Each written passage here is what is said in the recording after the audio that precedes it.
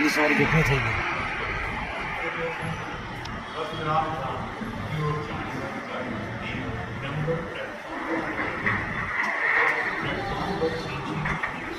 पूरे ही गए होंगे कोई। दोस्तों 12 जून 2025 को अहमदाबाद में एयर इंडिया का फ्लाइट AI 171 जो कि एक बोइंग 787 ड्रीम लाइनर था, टेक ऑफ के कुछ ही सेकंड बाद धमाके के साथ जमीन पर आ गिरा।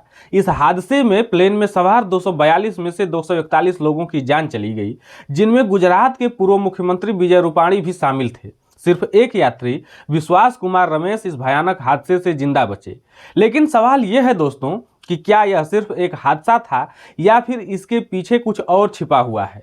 कुछ लोग इसे हत्या कह रहे हैं तो कुछ इसे एक सुनियोजित नरसंहार बता रहे हैं। और ये सवाल कोई आम आदमी नहीं बल्कि बोइंग कंपनी के एक बड़े अधिकारी ने उठाए थे, जो आज हमारे बीच नहीं हैं, लेकिन उनका नाम हमारे बीच है, उनका सवाल भी हमारे बीच है। उनका नाम है जॉन बर्नेट, बोइंग के पूर्व quality control manager. Boeing 787 Dreamliner यह एक लंबी दूरी का वाइड बॉडी विमान है जिसे बोइंग ने 2003 में डिजाइन करना शुरू किया था।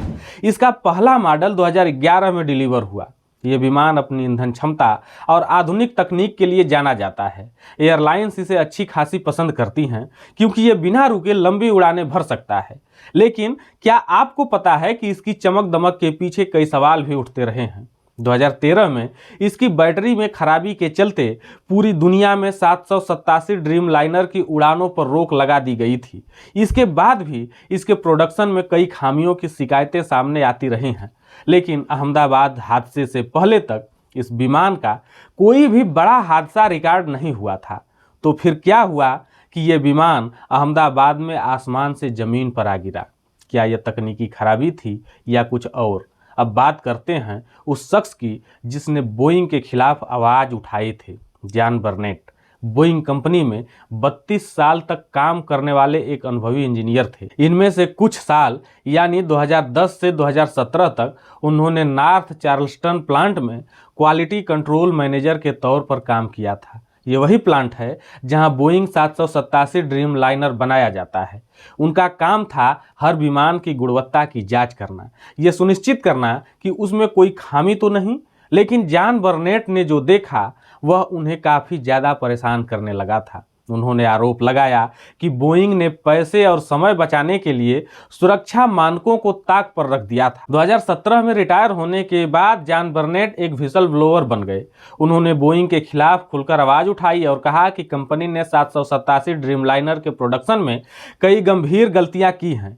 मार्च 2024 की बात, जॉन बर्नेट साउथ कैरोलिना के चार्ल्सटन शहर में एक होटल में रुके थे, जो बोइंग के खिलाफ एक व्हिसल ब्लोअर मुकदमे में गवाही देने वाले थे। 9 मार्च 2024 को उनकी लाश होटल की पार्किंग में मिली। पुलिस ने इसे आत्महत्या बताया। उनके पास से एक नोट मिला जिसमें लिखा था, मैं अब और नहीं सह सकता, मैं प्रार्थना करता हूं कि बोइंग को इसकी कीमत चुकानी पड़े। लेकिन सवाल यह है कि क्या यह सचमुच आत्महत्या थी? उनकी मौत ठीक उस दिन हुई जब वो अपनी गवाही का तीसरा दिन शुरू करने वाले थे। जॉन बर्नेट ने बोइंग पर कई गंभीर और संगीन आरोप लगाए थे।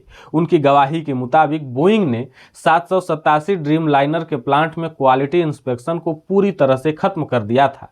उन्होंने कहा कि कर्मचारियों पर दबाव था कि वो जल्दी जल्दी काम करें, चाहे इसके लिए सुरक्षा मानकों को नज़रअंदाज भले ही करना पड़े।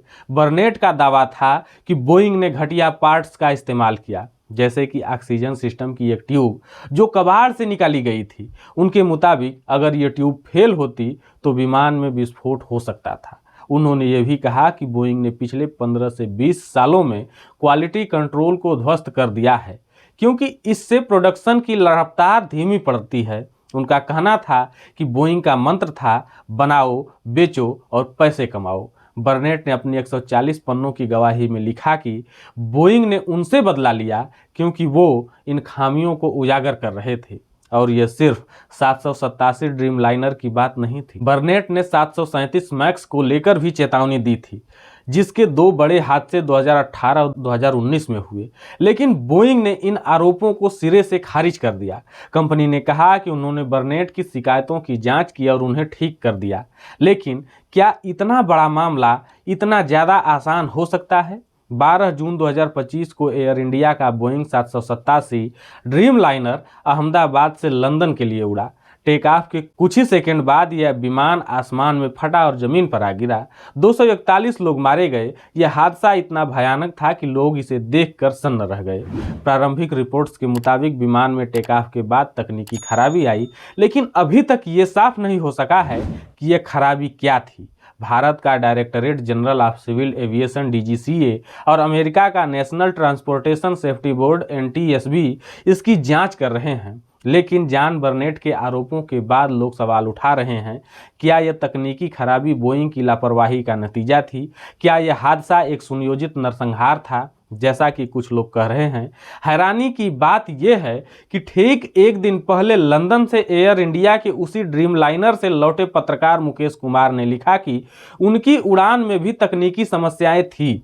AC ने काम करना बंद कर दिया था और यात्रियों को आधे घंटे तक भीषण गर्मी झेलनी पड़ी।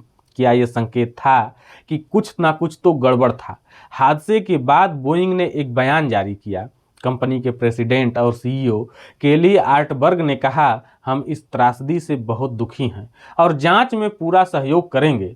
लेकिन जॉन बर्नेट के आरोपों पर बोइंग ने कोई टिप्पणी नहीं की। क्या ये चुप्पी कुछ छिपाने की कोशिश है या फिर वो सचमुच बेकसूर हैं?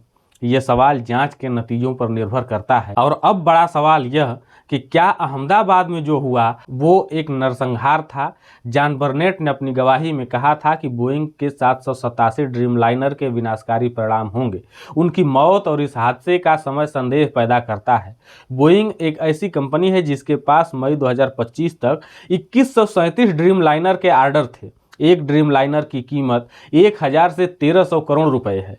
पिछले 10 सालों में बोइंग ने करीब 24 लाख करोड़ रुपए के ड्रीम लाइनर बेचे हैं। अभी भी उसके पास इतने ऑर्डर हैं कि अगले 10 साल तक काम चल सकता है। लेकिन बर्नेट के मुताबिक बोइंग इस रफ्तार से खुश नहीं था।